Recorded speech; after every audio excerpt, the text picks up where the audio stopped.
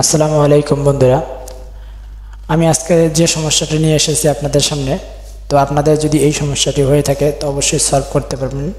তো কিভাবে করবেন আমরা দেখব এই ভিডিও টিউটোরিয়ালের মাধ্যমে। তার আগে বলে নেই, আপনি যদি আমার চ্যানেলে নতুন হয়ে থাকেন তো অবশ্যই চ্যানেলটি সাবস্ক্রাইব করবেন এবং ভিডিওটি একটি লাইক করবেন। তো যাই হোক, তো কথা না বাড়িয়ে আমরা কাজে যাই।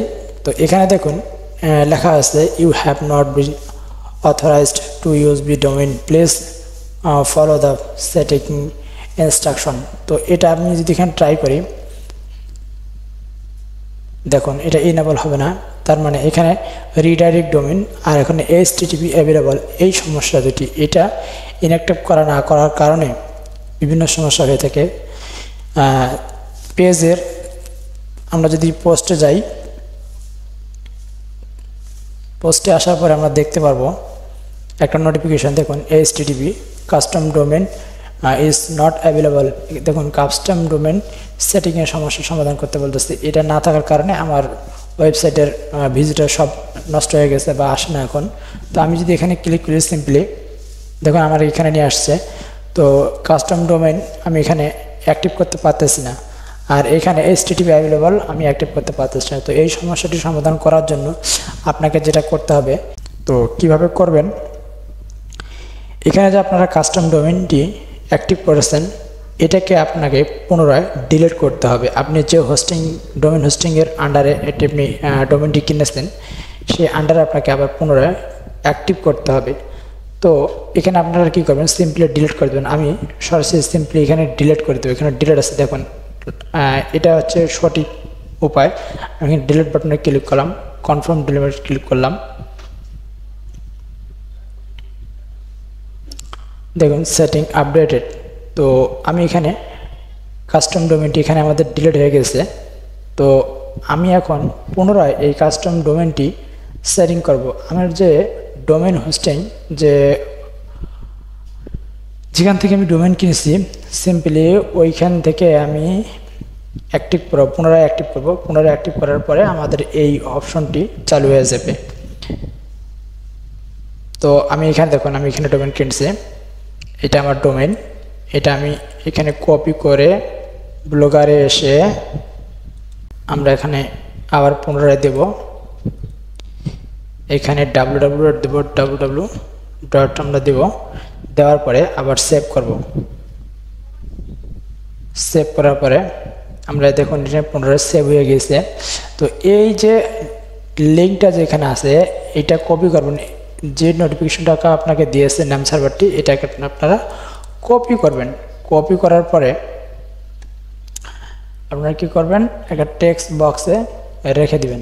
টেক্সট বক্সে রেখে রাইট বাটন ক্লিক করে এটাকে ইনঅ্যাক্টিভ করার পরে আপনাকে সিম্পলি যেটা করতে হবে, এটা ওপেন করে এখানে পেস্ট করে রেখে দিতে হবে। এটা আমাদের কাজে লাগবে। তো এটা আমরা এখন নাম সার্ভারে আমরা কাজ করব। এই নাম সার্ভার দেওয়ার পরে আমাদের এটা কাজে লাগবে। তো এটা কাজ করার জন্য আমরা যেটা করব, এখন সিম্পলি আমরা চলে আসব। এটা আমরা এখন সেভ করব। তো সেভে আমরা ক্লিক দেব। দেখুন নিচে দেখুন save changing, could not update setting, try again. তো এটা সেভ হচ্ছে না। আমরা DNS-এ আমরা এখন সমস্যাটি সমাধান করে দেখাবো আপনাদের। ডোমেনে আমি ক্লিক করলাম। ক্লিক করার পরে আমরা চলে যাব সিম্পলি DNS। এই যে দেখুন DNS ম্যানেজমেন্ট, আমরা এখানে ক্লিক করব। আমি এখানে আপনাদের দেখাচ্ছি যে প্রথম যে অপশনটি আসছে, দেখুন এখানে লেখা আছে register website locate your the domain name. তো আমরা ডোমেন নেমে চলে যাব, নাম হিসাবে DNS আসবো। আমি DNS আসছি। এখানে দেখুন আমি এখানে www এখানে লেখা আছে সেটিংয়ে and other following the sea name, আমরা সি নামে এখানে দেব। সি নেম অর্থাৎ নাম দেওয়ার পর আপনার www ডোমেন, আপনারা এখানে ডোমেন নাম দিতে হবে। তারপরে এইখান থেকে আপনাকে কপি করে .com পর্যন্ত আপনাকে দেওয়া লাগবে।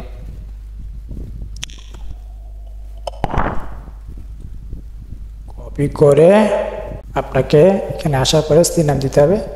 আপনাকে সিম্পলি এটা চেঞ্জ করতে হবে। এটাকে চেঞ্জ করতে হবে। আপনারা দেখুন পুনরায় উঠে আসছে, তা না হলে আপনারা এখানে কি করবেন, এখানে সি নাম দিবেন, তারপরে এটা এখানে সিম্পলি পেস্ট করে দিবেন, আর নতুন করে দিলেও হবে। আপনার ডোমেইন নামটা আপনাকে দিতে হবে। তো ডোমেইন নামটা আমি এখানে পুনরায় দিতেছি।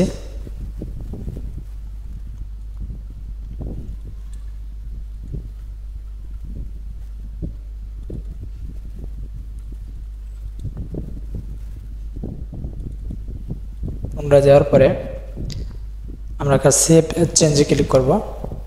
দেখুন পুনরায় সেভ হয়ে গিয়েছে। তো আমরা যেটা করব এখন, যে কাজটি করব, এবং নাম দিতে হবে আপনার এটা পুনরায় আপনাকে নাম দিতে হবে।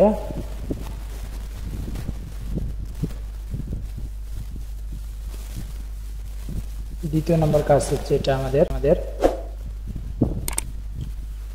দ্বিতীয় নম্বর কাজ, আমরা এটা পেস্ট করে দেব। দেওয়ার পরে ডেসক্রিপশন আমরা এখান থেকে এই পর্যন্ত .com থেকে আমরা কপি করব। কপি করার পরে আমরা যেটা করব, সিম্পলি এখানে আমাদের পেস্ট করে দিতে, মাঝখানে আমাদের দিতে হবে এই ডেস্টিনেশন, এই কথাটা দিতে হবে। তো ডেস্টিনেশন কথাটি আমাদের এখানে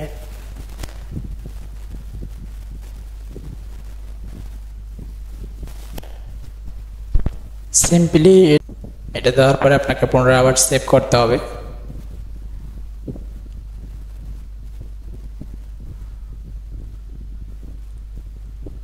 দেখুন পুনরায় সেভ হয়ে গিয়েছে। তো আমরা যেটা করব এখন, এরপরে আর কোনো কাজ নাই। আমরা এখন এটাকে সেভ বাটনে ক্লিক করব।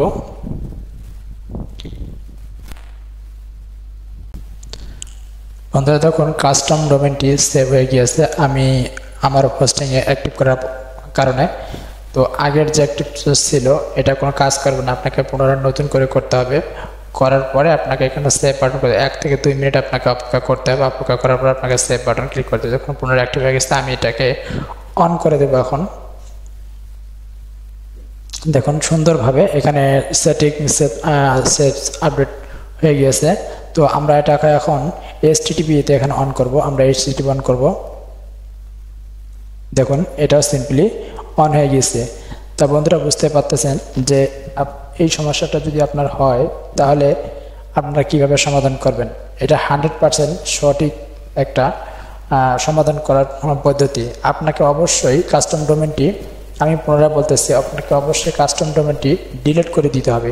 এখান থেকে ডিলিট করার পরে, এখান থেকে আসার পর আপনাকে সিম্পলি ডিলিট করে দিতে হবে। এখানে ডিলিট করার পরে আপনাকে আপনার যেখান থেকে আপনি ডোমেইন হোস্টিং কিনেছেন সেখান থেকে আপনাকে পুনরায় যে লিঙ্কটি আপনি পুনরায় যা পূর্বে যে দেখালাম যে নাম সার্ভারটি, সেখানে পূর্বের মতন মানে আগে যে সেটিংটা করছেন ঠিক ওইভাবে পুনরায় আপনাকে এটাকে অ্যাক্টিভ করতে হবে।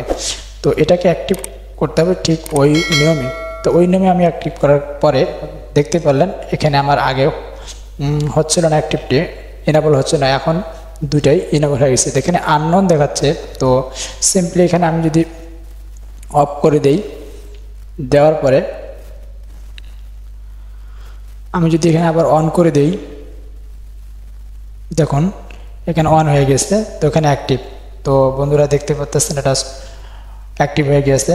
তো আশা করি আপনারা বুঝতে পারছেন যে আপনার যদি এই সমস্যাটা হয়ে থাকে তো অবশ্যই সমাধান করার চেষ্টা করবেন।